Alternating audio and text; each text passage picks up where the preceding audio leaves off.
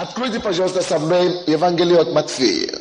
Если у вас нет места пока, если вы стоите, пожалуйста, я вижу, что еще есть пустые места. Вы уберите ваши куртки, уберите ваши вещи и поднимите ваши руки. Пускай люди сядут, пожалуйста, я прошу вас. Группа порядка. Посадите людей. Евангелие от Матфея, 4 глава, с 1 стиха по 4 стихи. Евангелие от Матфея. Вы здесь? Евангелие от Матфея, 4, с 1 по 4 стихи. Тогда Иисус возведен был духом пустынью для искушения от дьявола. И постившись 40 дней и 40 ночей, напоследок залкал. И приступил к нему искуситель и сказал: если ты сын Божий, скажи, чтобы камни эти сделались хлебами. Он же сказал ему в ответ, написано: не хлебом одним будет жить человек, но всяким словом, исходящим из уст Божьих. Аллилуйя.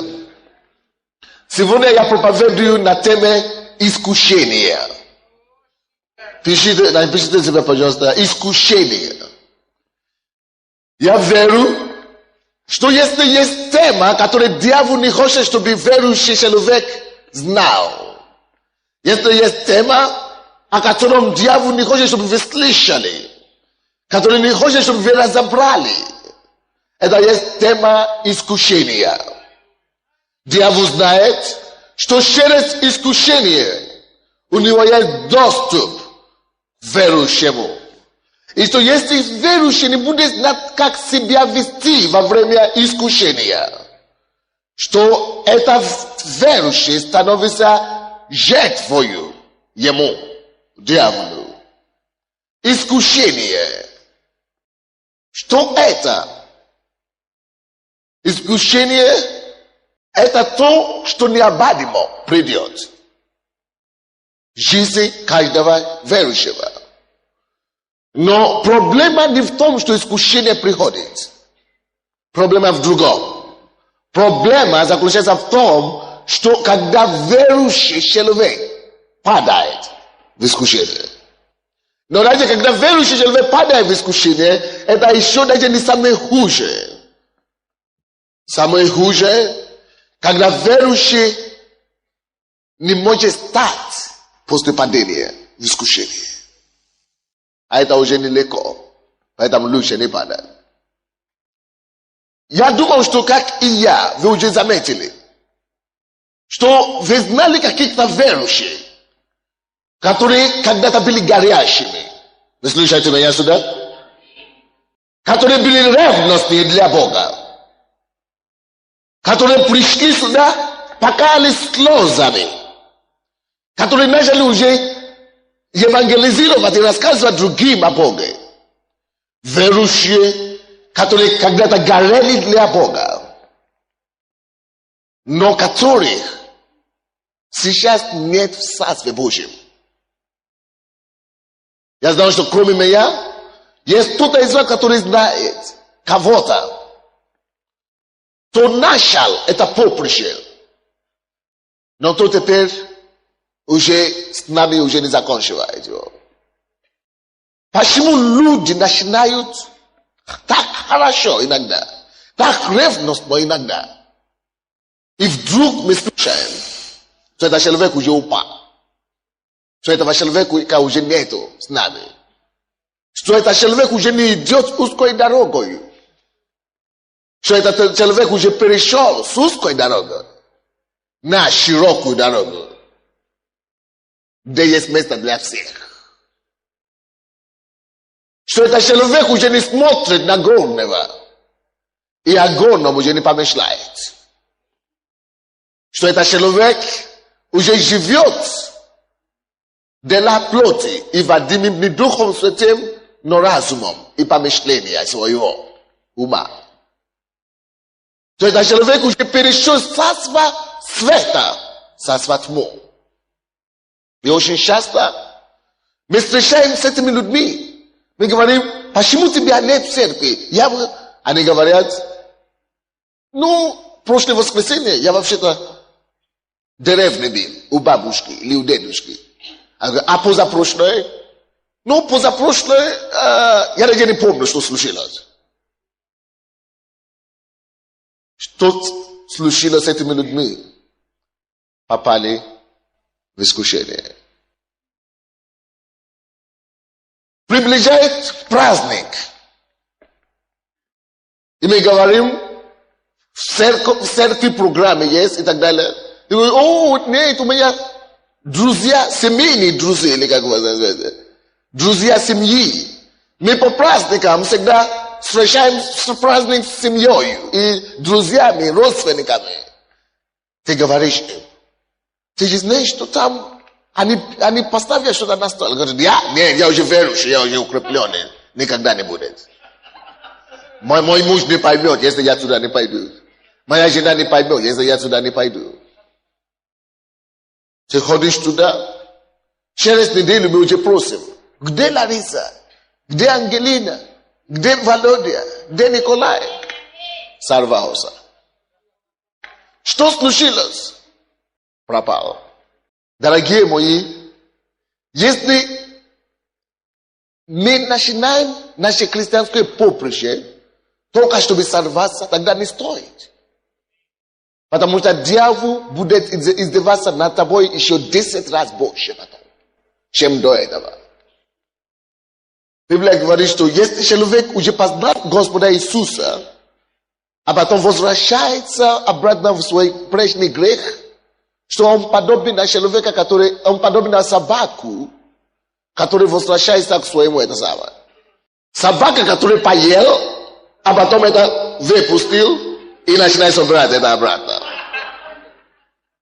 Так выглядит для Бога каждый человек, кто возвращается в свой прежний образ жизни, в свой прежний грех. Я, конечно, не алкоголик, я только иногда выпиваю. Это же не запрещено. Хорошо. Дьявол начнет именно с такой грамма, 2 грамма, 10 граммов, 20 граммов. А потом, как он даст тебе в запой, так ты поехал. Вы думаете, что дьявол дурак?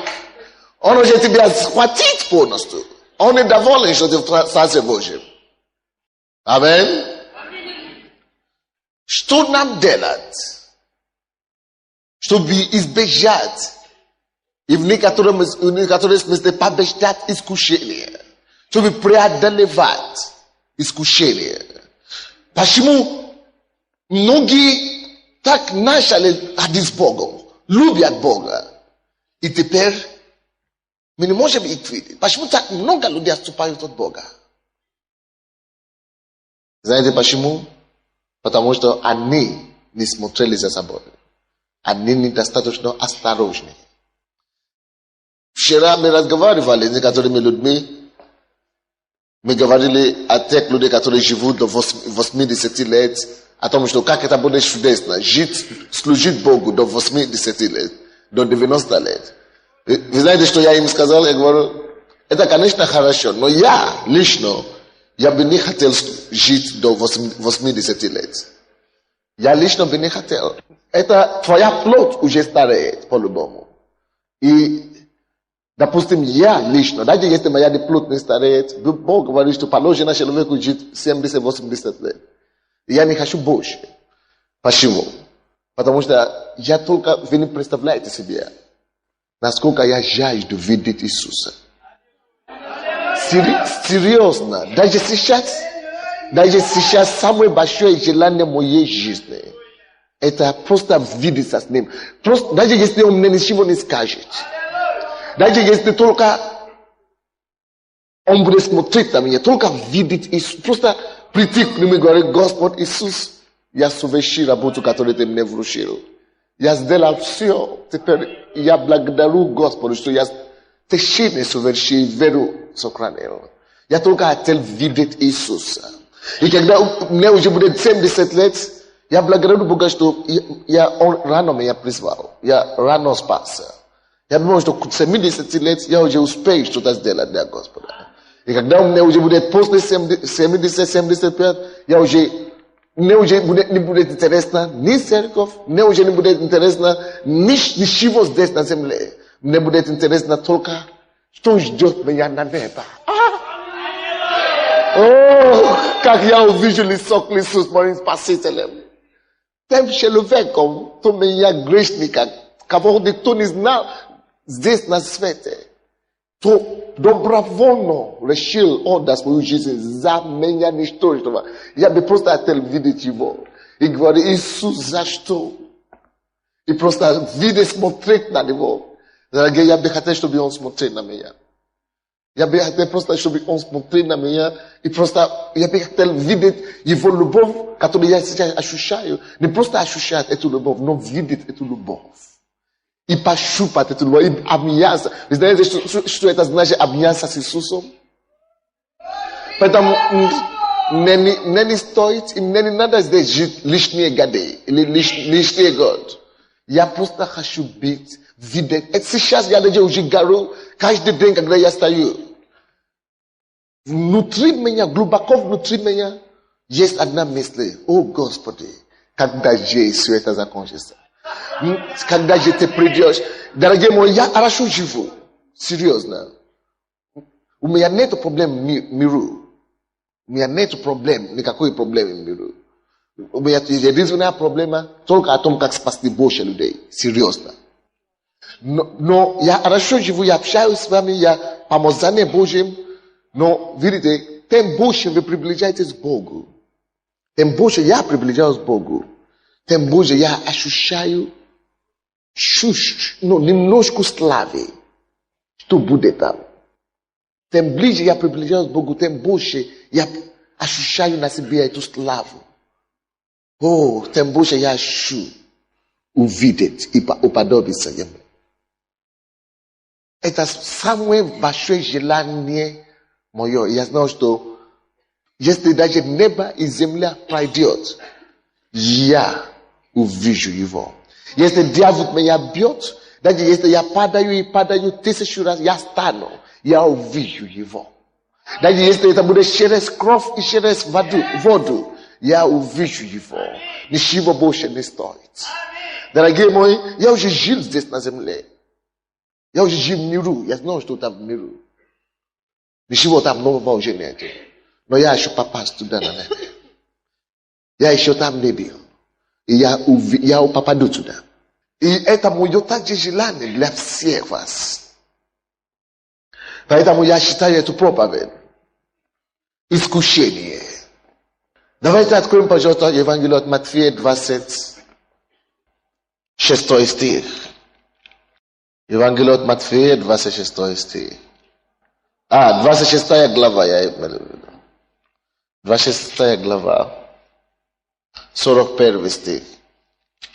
От Матфея 26, 41. Видите, это хорошо, конечно, так?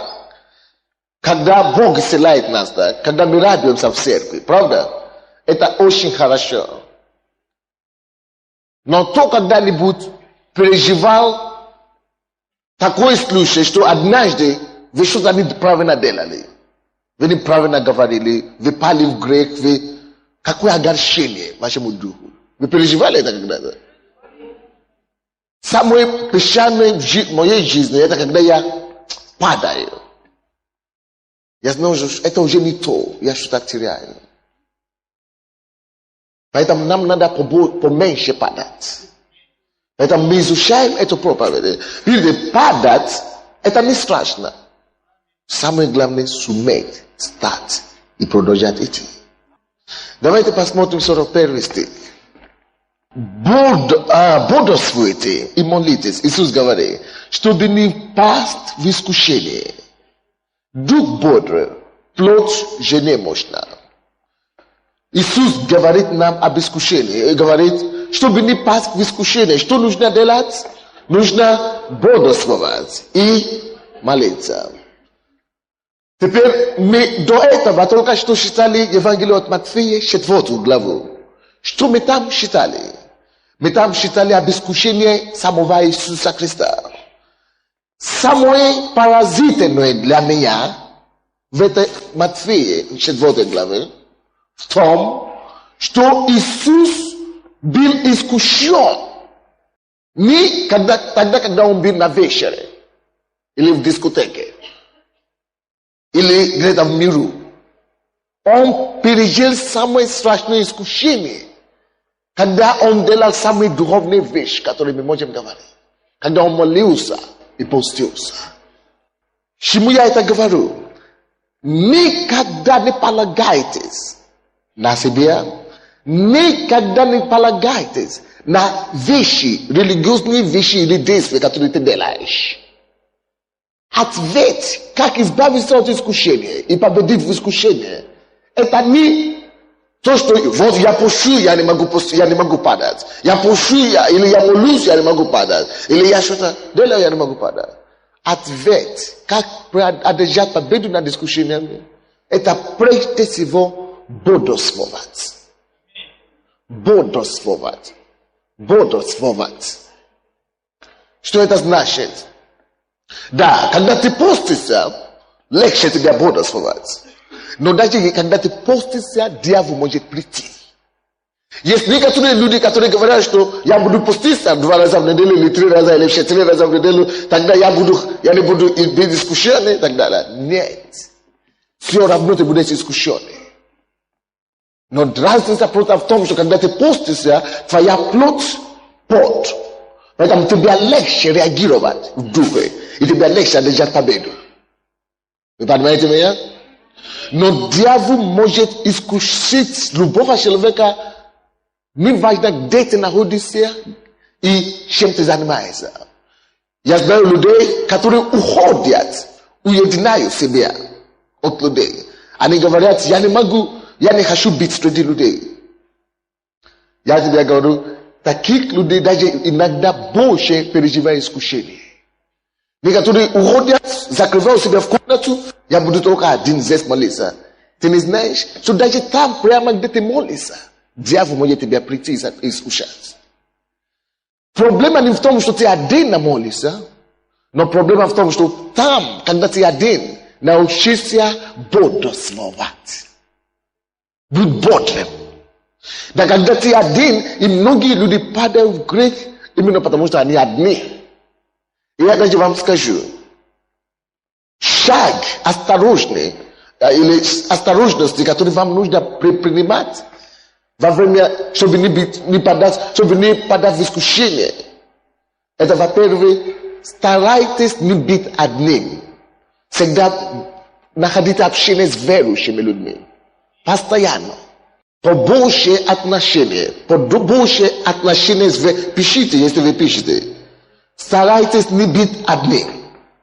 Когда вы идете куда-то, старайтесь, если вы одни, иногда одни, но старайтесь не быть одни в другие места. Но если вы можете это делать, если вы можете быть с кем-то, всегда имейте молитвенный партнер. С кем вы будете всегда молиться? Кто будет молиться вместе с вами, за кого-то вы тоже молитесь, чтобы вы всегда были в духе, но согласны с кем-то. Аминь. Потому что Иисус был там один на горе, и дьявол пришел к нему. Но разница между нами сейчас и Иисусом заключается в том, что когда Иисус был там, искушаемый, он был один, но он был готовым. Здесь? Он был готовым. Поэтому он смог отражать стрелки дьявола. Второе, то, что дьявол часто использует, чтобы искушать нас, это дружба или связь с старыми друзьями, неверующими друзьями. Старайтесь держать подальше неверующими своими коллегами или друзьями. Дьявол всегда будет использовать их, чтобы вас искушать. Вы скажете, но они хорошие люди. Я понимаю. Не в том, что они плохие, они хорошие. Но дело в том, что когда человек неверующий, еще не спасен, он живет в царстве тьмы. А вы теперь уже перешли с этого царства. Царство света. Вы живете сейчас в царстве света. Вы имеете разные господины. Сейчас ваш Господь является Иисус Христос. А их Господь, они это не знают.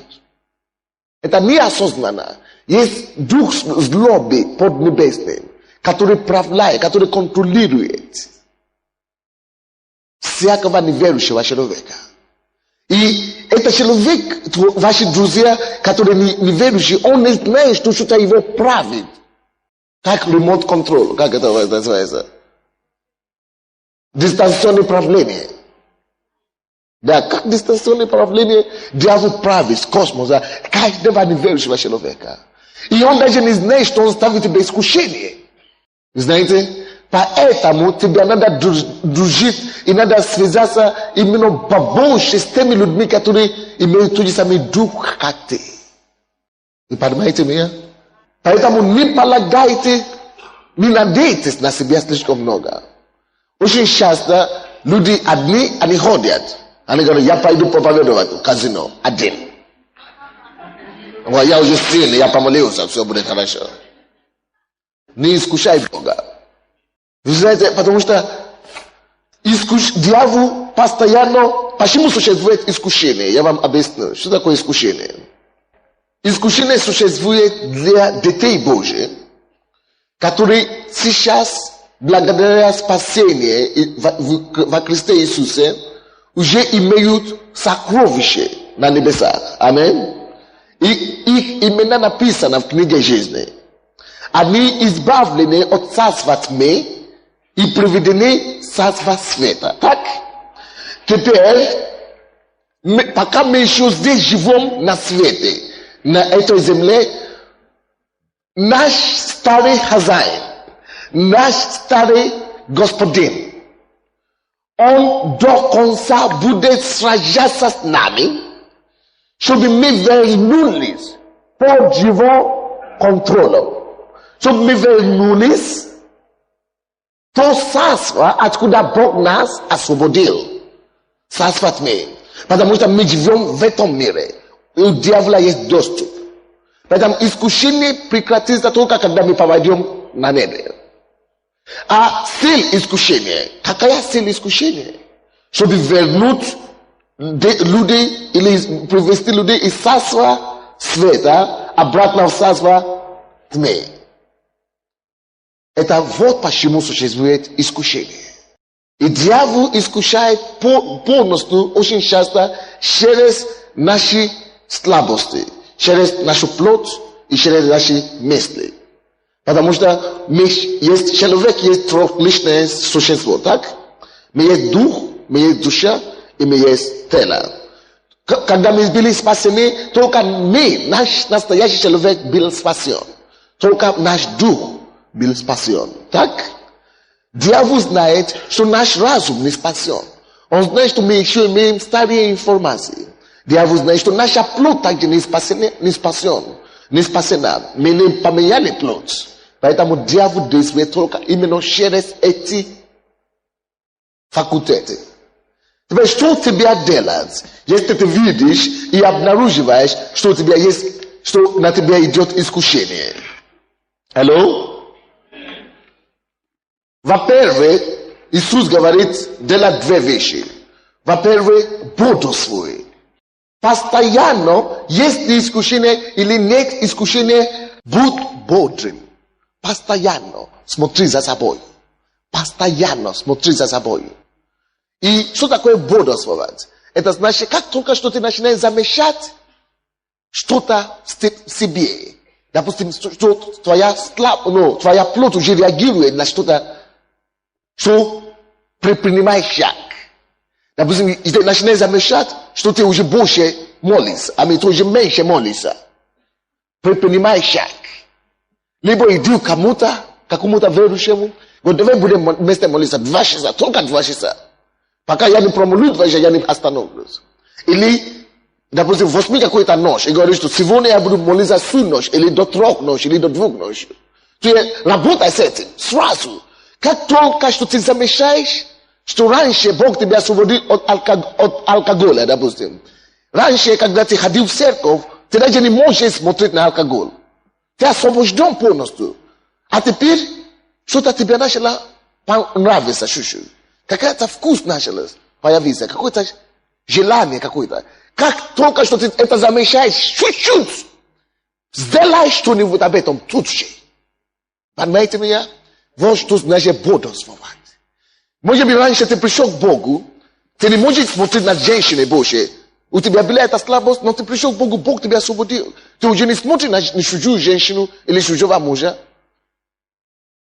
Но как ты видишь, что после какого-то времени, что-то ты обнаружил в себе, что у тебя какое-то желание такое.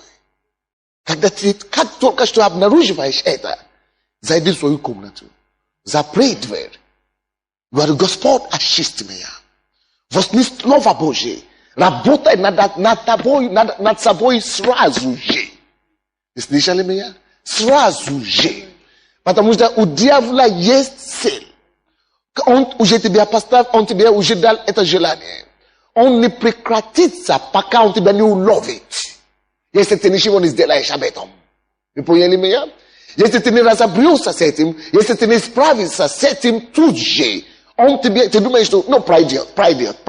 Нет, я не упаду все равно, Ты не можешь бороться сам по себе против дьявола. Потому что ты даже его не видишь. Как ты можешь бороться против врага, которого ты не видишь? Ты думаешь, что он приходит перед тобой, а он пошел сзади. И тебя улавливает. Поэтому, как только что ты замечаешь что-то за собой, возьми и действуй тут же. Иди кому-то и говори, давай будем вместе молиться. У меня слабость, молись за меня. Иди, найди себе какое-то занятие. Это что значит бодрствовать? Допустим, может быть, раньше ты пришел к Богу, тебе даже неохотно смотреть телевизор, тем более смотреть на грязные фильмы и так далее. Но теперь ты видишь, что опять появляется такое желание. Это значит, что-то приходит, искушение. Что тебе надо делать? Вы поймите, что почему вам надо разрушать сразу же и справляться с этой проблемой сразу же. Знаете, каждое искушение имеет цель, конечный цель. Какой конечный цель искушения любого? Падение обратно в царство тьмы. Видите, Евангелие от Иоанна 10:10 говорит, что дьявол приходит только для того, чтобы убить, погубить, чтобы украсть, убить и погубить. Он хочет прежде всего украсть. Наверное, ты раньше был свободный от этих порнографических фильмов и так далее. Теперь он хочет украсть эту свободу от тебя. И как только что ему удастся украсть это у тебя, он начнет тебя убивать. Потихонечку, пока ты не погубишь, пока ты не погибнешь. Не физически так, но духовно. Пока ты не вернешься в царство тьмы. И когда человек возвращается в царство тьмы, он умер. Духовно. Поэтому знай, что если у тебя чуть-чуть малейшее что-то появляется, знай, что тебе надо немедленно справиться и разрешить это. Потому что если ты это не сделаешь, дьявол не остановит, пока тебя не словит. Вы поняли меня? Пока он тебя не приведет до его конечного итога, пока он не добьется своего, он тебя не опустит. Он тебя будет посылать один за другим, мысли, один за другой. Если, что Иисус сказал, бодрствуйте, чтобы не пасть в искушение. Дьявол приходит в основном через ваши мысли. Так? И если ты поймешь себя на какой-то нечистой, нездоровой мысли, что ты начнешь думать больше 2 секунд о какой-то теме, которая не христианской, не является чистой темой, что тебе нужно делать? Тебе нужно же остановиться и говорить, Господи, прости меня.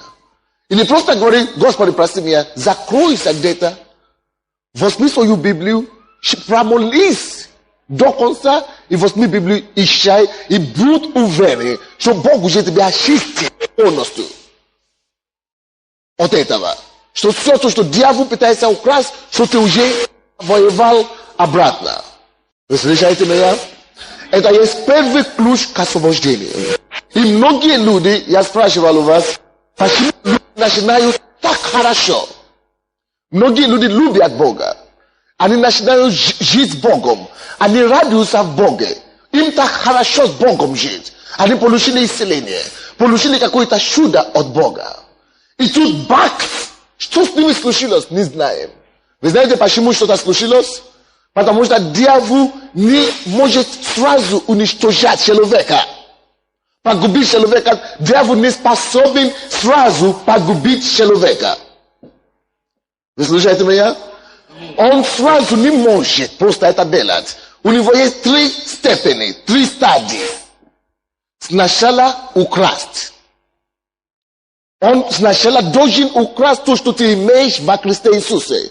Ту победу, ту свободу, которую ты имеешь во Христе Иисусе, он сначала это должен украсть. Это значит потихоньку что-то делает. Как только что ты обнаружил в себе потихоньку, что-то уже не то, сделай что-то об этом.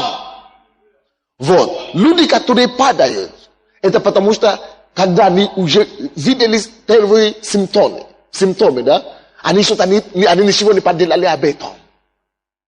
Они не реагировали, они не занимались собой тут же. Поэтому вторая стадия приходит. А что такое вторая стадия? Убить. Ты начнешь раздражаться. Вроде бы тебе нормально раньше, после того, как ты пришел к Богу, все хорошо, ты начнешь раздражаться, ты начнешь спорить, ты начнешь пропускать собрание. Люди начнут спрашивать у тебя, что у тебя случилось, почему ты пропускаешь служение? Говоришь, нет, я не знаю, кто-то меня обидел. Тактика дьявола – это чтобы украсть. Если дьяволу удастся тебе украсть, я вам расскажу какую-то ситуацию, допустим. Может быть, ты идешь и встречаешься с одним человеком. Говорит, о, брат, почему тебя не было в церкви уже? Я тебя не вижу уже 2 недели в церкви. И что, о, у меня был день рождения, допустим. Или у меня я был больной, и никто меня не посетил. Или у меня был день рождения, и меня никто не поздравил. Ну что тебя не поздравил никто? Ну, там нету любви в этой церкви. Я не знаю, в нашей домашней группе нету любви. Я не знаю, я не буду больше. Или я приду, я говорю, ну ты отойдешь от Бога. Я? Не, никогда не отойду. Я молюсь у себя дома. Я у себя дома молюсь. Слава Богу, все хорошо, аллилуйя. Я молюсь дома. Я все нормально, я верующий. Я знаю Бога, я знаю, что Он делает для меня. Потихоньку. А потом через неделю. Через месяц. А почему тебя нет? Как тебя делают? Ну, ты уже куришь? Ну, это же ничего страшного. Я курю, но я верю в Бога. Я знаю Бога, конечно. Но раньше свидетельство, что Бог тебя освободил от курения. Да, но теперь же это ничего страшного. Я сброшу, я уже победил этот грех. Это не мой грех, нет проблем. Потихоньку, через обман, дьявол начинает украсть тебя. Дьявол может тебе показать любую картину. Дьявол даже может тебе сказать, что ему все равно. Он может даже тебе сказать, что пастор ненавидит тебя. Он может даже, любой человек, он может тебе сказать, видишь, он тебя не любит, он тебя ненавидит. Поэтому что тебе ходить в церковь? Дьявол сделает все. Дьявол скажет любую ложь. Дьявол скажет, он делает любую вещь, только чтобы украсть ту свободу, которую Бог тебе дал во Христе Иисусе. Кто-нибудь слышит меня сегодня? Поэтому Иисус говорит, Иисус, это было перед его смертью. Он говорит, бодрствуйте. Каждый день нам надо бодрствовать. Каждый день. Павел говорит, я каждый день усмиряю свою плоть. Умираю для себя. Почему он усмиряет свою плоть? Потому что он говорит, что не начать важно бежать. Он говорит, это как педестрал. 1 Коринфянам 9 глава 25 стих. Начать бежать это не самое главное. Но кто получит награду, это кто закончит. Вы слушаете сюда? Поэтому не важно, каким ты был верующим в прошлом году. Не важно, каким ты был верующим в этом году, в начале года. Не важно, как ты любил Бога. Не важно, сколько ты пожертвовал для Бога. Но закончишь ли ты это поприще или нет? Только тот, кто заканчивает, тот получает награду. Закончишь ли ты? Если ты хочешь закончить эту гонку, духовную гонку, тебе надо бодосовать. Это значит поймать тебя, что помысли и сразу работать и уничтожать это. Бодосовать, чтобы не пасть в искушение. Бодосовать, чтобы не пасть в искушение. И он говорит, бодосуйте и молитесь. Как только что вы обнаружили себя, это начните молиться. Закройте себя и идите молиться. Вот что такое победа над искушением. Давайте откроем, пожалуйста, 1 послание Коринфянам, 10 главу. 1 Коринфянам 10, 12-13 стихи. Поэтому, кто думает, что он стоит, берегись, чтобы не упасть. Вас постигло искушение не иное, как человеческое. И верим Бог, который не попустит вам быть искушаемыми сверх сил, но при искушении даст и облегчение, так, чтобы вы могли перенести. Теперь поймите одно, что искушение, все искушения, они приходят позволением Бога. Но Бог никогда не позволяет искушение прийти к вам, которое больше вас. Поэтому какое бы искушение человек не переживает сегодня в его жизни, тебя по силе победить это искушение. Вы слушаете меня? Какое бы великое ни было это искушение, если Бог уже пропустил это на твой путь, это значит, ты можешь его победить. И Библия говорит, не надейся на себе. Он говорит здесь, поэтому кто думает, что он стоит, берегись, чтобы не упасть. Думает ли, что он стоит, кто-то из вас, берегись, чтобы не упасть. Я помню, когда я пришел к Богу, мне было 19 лет. До этого я жил очень свободную жизнь с женщинами. И когда я пришел к Богу, благодать Божья осияла меня. У меня этот грех полностью пропал. Я уже не мог жить с женщинами, как раньше. Когда я пришел к Богу, у меня было очень много женщин. Но я пришел к Богу, и Бог меня постепенно, правда, через 3 месяца освободил от этого. И я, насколько уже был уверен, что я никогда уже даже не могу получить искушение в этом направлении. Потому что благодать Божья приходит. Заметьте себе одно. Всякий раз, когда вы получаете спасение, так? Какая бы ни была у вас проблема, курение или грех, или какой бы ни было прелюбодеяние блуд, Бог всегда дает благодать вам освободиться от этого. Вы будете, после покаяния, вы будете иметь способность сразу оторваться от любого греха. И я не знал, когда я пришел к Богу, что это грех. Потому что я знал, что иметь много девушек это грех, но я думал, что если ты имеешь одну, это не грех. И я не знал, что это называется прелюбодеяние. Если вы не расписаны, это грех. И за это дьявол посылает, увозит людей в ад. Я не знал, и я продолжал 3 месяца, но Бог меня освободил очень сразу. И настолько он мне дал благодать, что у меня даже искушение не было на женщине вообще. И я сказал, 10 лет я не буду встречаться ни с какой женщиной, пока я не буду женат. И даже я говорю, у меня не будет никакого искушения. И я приехал сюда в Советский Союз. Тогда это было при коммунизме, не было церкви. Я не ходил в церковь. 2 года, и только подполье у нас было это самое. И в общежитии, вы знаете, там, где иностранцы живут, обычно девушки любят с иностранцами гулять. И вокруг меня все гуляют. А я думал, что я уже не буду искушаем в этом направлении. Я не знал, когда я уже начал смотреть на женщины. Я уже начал быть искушаемым. Но Бог меня спас, потому что я искренне не хотел. Но я начал поймать себе мысли очень часто. Я говорю, Господь, I ja Bog ne pomógł szerec eta słowa, błogosławić. Jak tylko się ja zaczynał sobie pojmować, ja zakrywał sobie Gospod, ja modlę, błogosławić i modlitесь. Поэтому Библия говорит, кто думает, что он стоит, берегись, чтобы не пасть. Однажды вообще мне так было стыдно, что я мог такое допустить, что я не мог молиться вечером. Утром я не мог молиться. Второй день я не мог молиться. Я даже не мог читать Библию, потому что мне так было стыдно, что неужели я это допустил? Я такой, который я думал, что я такой святой. И на второй день утром Дух Святой мне сказал, если бы ты не покаялся, если ты сегодня не покаялся и вернулся ко мне, даже если тебе стыдно, ты не вернешься никогда больше. То есть, даже если ты падаешь в грех, не позволь дьяволу тебя держать там внизу. Встань и иди дальше. Вы слышите меня? Бог говорит, иди сейчас покайся.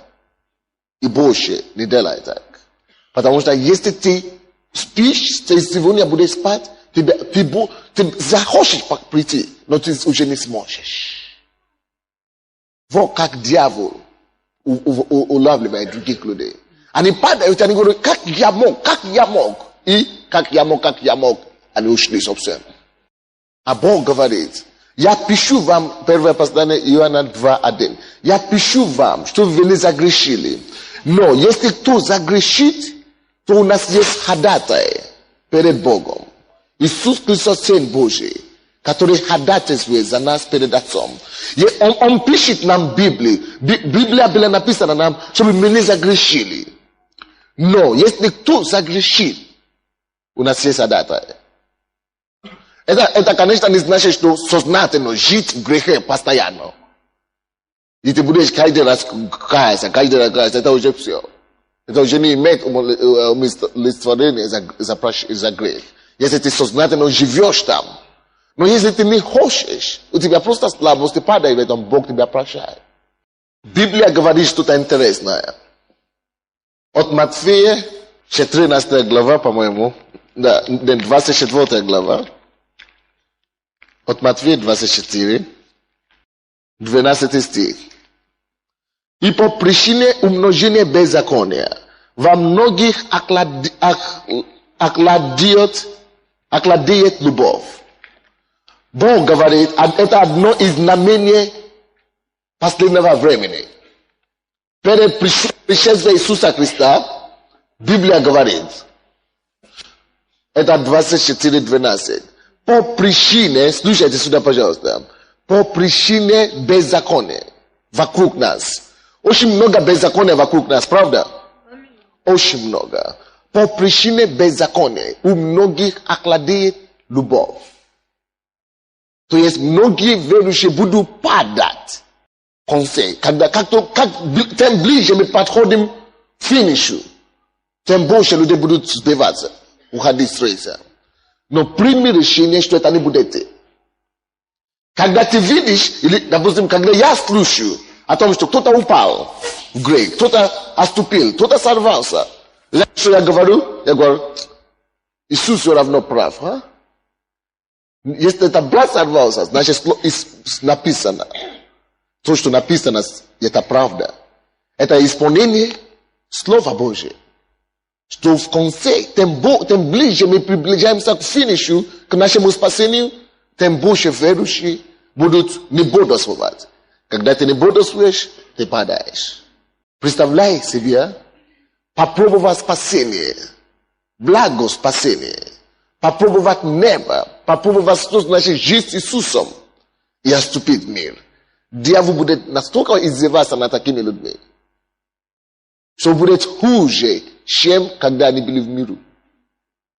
Вы понимаете меня?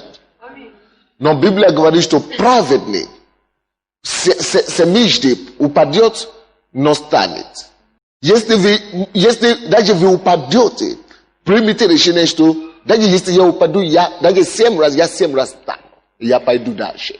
Чтобы дьявол не сделает для меня, я увижу Иисуса Христа лицо к лицу. Я уже попробовал, я уже знал, что это такое, и я дойду до конца.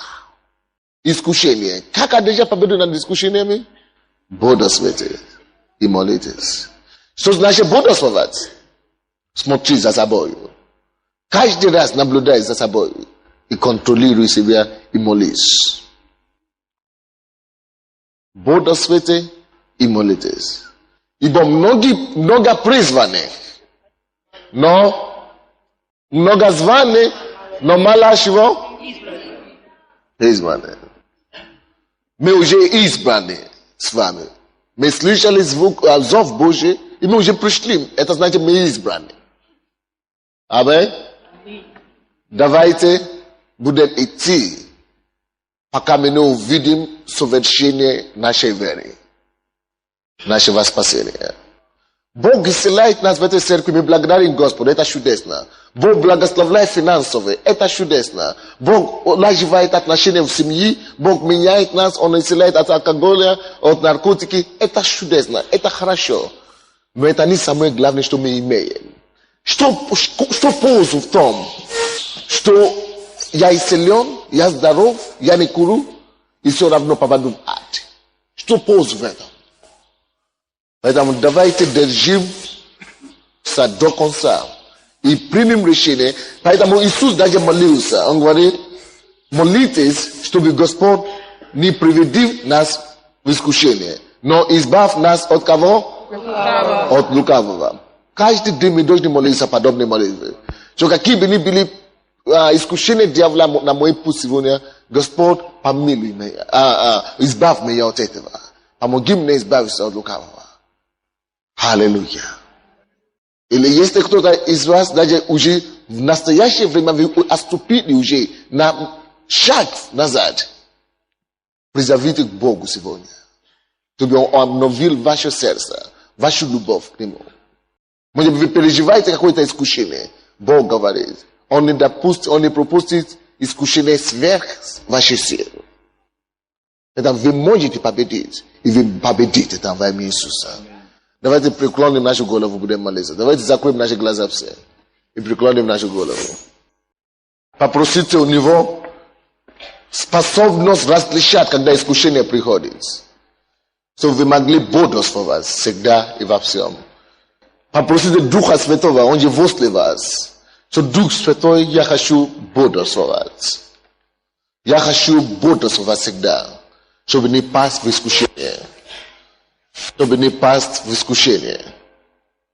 Я хочу бодрствовать, Иисус. Помоги мне. Я не хочу спасать других людей, а сам быть извергнутым в ад. То, что апостол Павел говорит, он говорит, что Господь, я не хочу других спасать, а сам быть отвергнутым. Я хочу Тебя увидеть лицо к лицу, Иисус. Я хочу Тебя увидеть лицо к лицу. Я хочу дойти до конца. Какое бы ни было искушение, от кого бы ни шло, с какой стороны бы ни шло, я хочу одержать победу до конца. Идти за тобой. Поговори сам о твоей ситуации с Богом.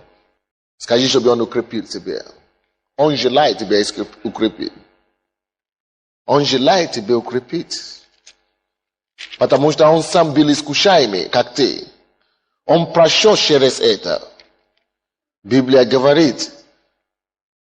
Поэтому Он должен быть во всем уподобиться братьям, чтобы быть милостивым и верным первосвященником перед Богом. Для умиротворения за грех.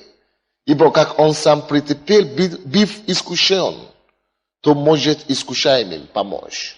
Он сам был искушен, поэтому Он понимает вас, и Он может вам помочь. Он сам был искушен, поэтому Он понимает вас, и Он может вам помочь. Если вы переживаете какое-то искушение, сейчас попросите, чтобы Господь укрепил вас и избавил вас. Потому что это искушение не больше, чем ваши силы. Не больше, чем ваши силы. Не больше. Бог даст вам и силу, чтобы победить и преодолеть это искушение. Просто скажите Ему, чтобы Он избавил. И примите решение от сердца, что Господь, я отойду от этого. Придите домой, закройте себя, молитесь, пока вы не освободитесь, пока вы не получите прорыв. w этом направлении. Главное не начать гонку. Главное не начать идти за Христом. Но главное закончить наше поприще. Только тот, который закончит, получит награду.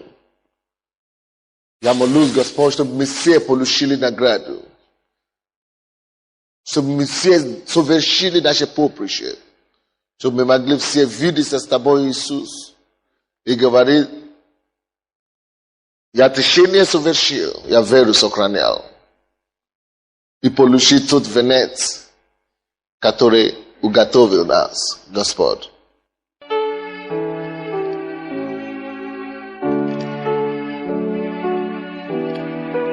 Мы все идем на Сионе. Дойдешь ли ты? Скажи Господу, что Господь, я не полагаю на себя. Я не полагаю на свои силы. Я не полагаю на свою мудрость, на свое терпение, на свою способность. Я полагаю только на Тебя, Господь. Только на Тебя. Только на Тебя.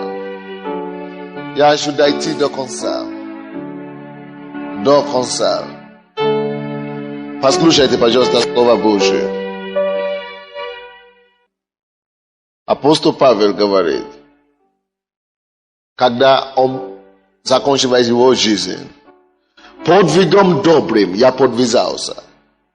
Это были его последние слова здесь на свете. Подвигом добрым я подвязался.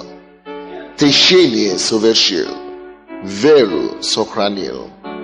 А теперь готовится мне венец правды, который даст мне Господь, праведный судья, тот день, и не только мне, но и всем возлюбившим явление Его. Что ты скажешь в конце твоей поприще? Что ты скажешь в конце твоей жизни? Я хочу, я желаю, я очень молюсь, чтобы в конце моей жизни, какой бы скромной она ни была, или какой бы великой она ни была, чтобы я мог сказать, как апостол Павел, что Господь, я дошел до конца, я устоял. Вы думаете, что искушение не идет на больших мужей Божьих, на пасторов и так далее? Искушение идет на всех, никто не исключен. Самое главное, есть разные уровни искушения. Бог тебя не даст больше искушения, чем ты можешь нести. Бог мне тоже не даст искушения больше, чем я могу нести, но Он сам прошел искушение, и Он знает, как избавить искушение. Я молюсь, чтобы в конце моей жизни, чтобы я мог сказать: Иисус, я дошел до конца. Дорогие мои, это не слова только. Это не слова только. Моя жена знает, это тоже ее мечта. Встретиться с Иисусом лицо к лицу, видеться с Ним. Поэтому после 70 лет я не хочу жить лишние годы. Я только хочу пойти к Ним и говорить: Иисус, просто чтобы принять Его объятия. Даже не надо даже объятия принять, просто смотреть на Него и видеть своего Спасителя. И радоваться с морем народом, и всех народов, все народности, все племен, которые будут спасены в тот день. Это будет чудесно, дорогие мои. Это будет чудесно. Аминь.